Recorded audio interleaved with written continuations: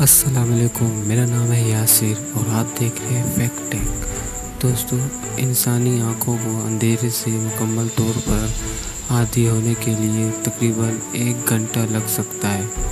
اس channel کو new ہو تو اس channel کو سبسکرائب کریں اور لائک کریں اور کومنٹ کرنا نہ بھولیں۔ ایسی مزید ویڈیو دیکھنے کے لیے سبسکرائب کریں اور بیل آئیکنز کو ضرور دبائیں۔